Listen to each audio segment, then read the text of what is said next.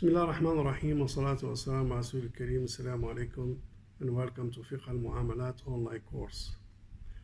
And today's topic is a continuation of the discussions of the Gharar.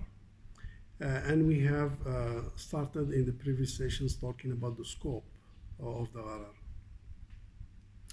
And we have mentioned in the previous month that the scope of Gharar could be related to the expression of the contract, meaning is related to the offer and acceptance. And we have covered that. And today we'll talk about the second scope of the Gharar, whereby the Gharar is related to the subject matter, meaning that to the object sold. And as you know, it could be a price or could be a good. So it is not related to the offer and acceptance, and it is not related to the term and condition, but related to the subject matter or to the object sold.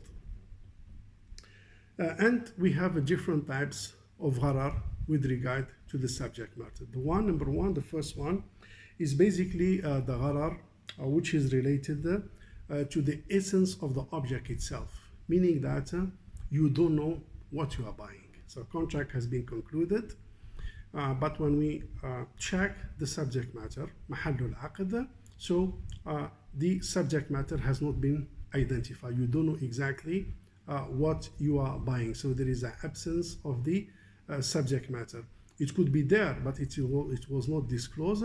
So from Sharia standpoint or from the contract and legal standpoint, you don't know what you are buying. So the Gharar basically hits the essence of the object itself. And if you don't know what you are buying, whether you are buying a car or you are buying a mobile or you are buying a TV, so respectively, you don't know the types, the specifications, and the other related items. So that's the first Gharar. It is related to the essence of the object itself. The second type of the Gharar, basically, it is ignorance, it is lack of information, it is a kind of jahala, is a kind of uncertainty, but related to the type of the commodity sold. Meaning that the type of the commodity sold is not clear for the two contracting party. And here, some of the examples that could be given is basically a car. So a car has been identified as an object or as a subject matter for the contract. But what kind of car? Is it Toyota? Is it Honda? Is it Proton? Is it Ford? What kind of car? So basically, car as an asset has been identified, but the type of the car has not been identified.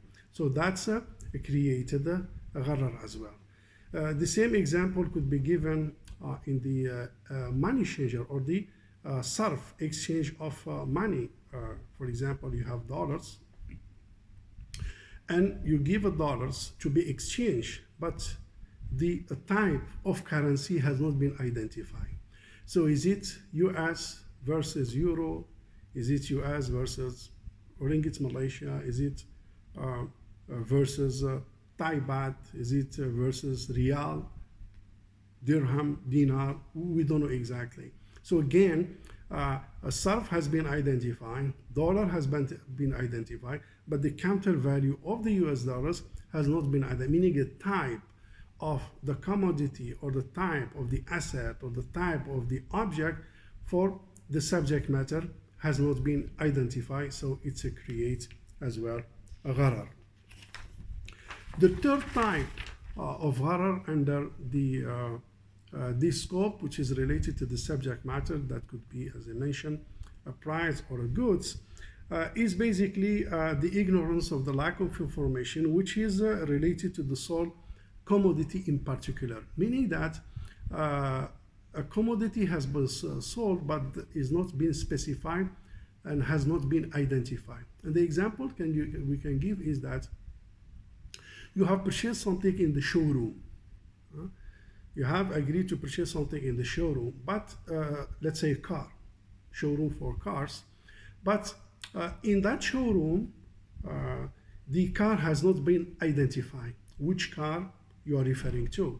Because we may have few cars, even within the same brand. For example, if you go to Toyota, If you go to Toyota showroom, you may have, for example, a Camry, you may have um, other types of what's so called Toyota. I forgot the brands. So which one of this Toyota you want to buy? Is it a or a Honda, for example? Is it a Civic? Is it a Accord, Honda?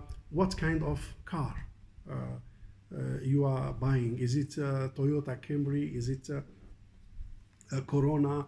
What kind of car you are buying in this showroom? So again, showroom has a limitation, yes. The brand of the car has been identified, yes. The specific types of the car has been limited within the showroom, yes, but no specific car has been identified for the sales transaction. So this is what we call a lack of information related to the identifications or the specifications of the object. And this one may lead to some kind of ignorance and create a form of gharar which may impact the validity of the contract. In other words, if you are in the showroom of Proton, Toyota, Honda, Ford, any car, then basically you have to, from this list, you have to identify the car. So when the car has been identified, again, even within that car, there are other types and other specifications, so you have to agree on in order to make the contract clear and conclude and avoid any kind of dispute between the two parties. So you have to identify precisely what you are buying.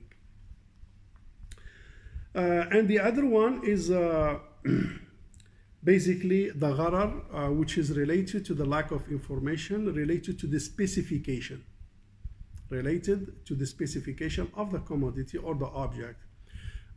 Example give, if for example you buy a laptop, you identify the laptop, which is maybe HP, you identify the series, but within that series or that model, there are specifications related to the hard disk capacity, maybe related to the memory capacity, related to the size of what's so called speed of the processor. So all these speed of processor, size of the hard disk, the memory characteristics and speed and size will determine and impact the price. So again, those specifications, they have to be agreed upon, and of course the specification become very crucial when the commodity is not present, meaning the asset is not present during the conclusion of the contract, meaning it is elsewhere, meaning we are buying based on the description. Sometimes the mobile is here, so you can see the mobile or whatever asset you have. Let's say you have, this is an asset, so you can see the asset, then you can see some of the specifications, then you can ask some information, then you make your decision. But if the asset is not here, so the decision of buying will be based on the specification. So if the specifications are not provided, so you cannot come up with the very a strong opinion to express your consent or your acceptance, and a possible dispute may take place because you may find out there are some specifications are not there or not found there, or you expect that some specifications should be there, but they found that they are not there. Then again, the dispute may take place. So this kind of gharar is related to the specification, and when it comes to the specification, is a very crucial in the istisna, as we are going to discuss inshallah in the future when we talk about salam and istisna. We will see that the descriptions is less important to some extent to the salam, because they are governed by standard generic specification, but when it comes to the istisna, is very crucial because it is very customized in nature. Hence specifications are very crucial. They have to be disclosed, they have to be agreed upon, and sometimes you may reject based on the defect or non-compliance with the specification. The fifth types of gharar, which is the last one under the scope of the subject matter, is basically the ignorance, which is related lack of information, lack of ignorance, uncertainty in the amount that you are buying, the amount of the commodity that you are buying. Sometimes you don't know how many pieces, how many kg, how many tons you are buying. Is it one mobile, two mobile, three mobiles? Is it one TV, two TV? Is it one car, five cars? Is it 1 ton, 2 tons? Is it 50 kg? Is it 10 kg? So what's the quantity you are buying? So you cannot buy something without determinations of the quantity. So this is all could be in a form of specifications. I'm related to the detailed specification of the subject matter, related to the quantity, related to the specification and to the quality of the what's so called the subject matter. As a result of that, the quantity must be determined. You are buying 1 metric ton of dates, you are buying 1 piece of mobile, you are buying 3 pieces of eggs, and so on and so forth. Determination of the amount will provide clarity and reflect the price that should be exchanged. Ignorance of the quantity may lead to some kind of dispute and create a gharar in the subject matter. Of course, here you may tell me that there are some transactions which are based on bulk, like for example, bay al-juzaf. Bay al-juzaf is a kind and a form of sales which is known as sales of unknown amount, meaning you are buying something but without knowing how much exactly, how many pieces you are buying. And this one normally is a kind of transactions where the transaction is based on bulk. For example, clothes, for example, it depends here. Basically, the market will determine what are the commodities which are subject to the bay al-juzaf through bulks, and what are the commodity which is not subject to this kind of transaction. So basically, the urf, the market, will be very helpful to determine and distinguish what kind of commodity should be subject to bay al-juzaf or not. But bay al-juzaf, normally it is a sales transactions based on bulk without determination of the amount. For example, you see a truck full of clothes, second-hand clothes, for example, mixed. So basically, you roughly price the amount of that clothes without, of course, counting how many pieces you are buying. So again, this one, scholars put some condition. One of them that during the bulk transactions of bay al-juzaf, you should be present, meaning you see the commodity. Number 2, it's a practice in the market, but this kind of commodity is sold that way in a bulk. And number 3, that normally the attention and the focus of the transactions is the bulk, not the individual pieces. Meaning that you may have 1 or 2 defects, or 1 or 2 does not comply with the specification, doesn't impact the contract, because we are looking at the bulk transactions. And the other thing is that there is a need for that, and this is why the Sharia scholars say if you apply the strict Sharia rules on bay al-juzaf, by right bay al-juzaf should not be allowed. Why? Because there is an ignorance of the underlying amount that you are buying.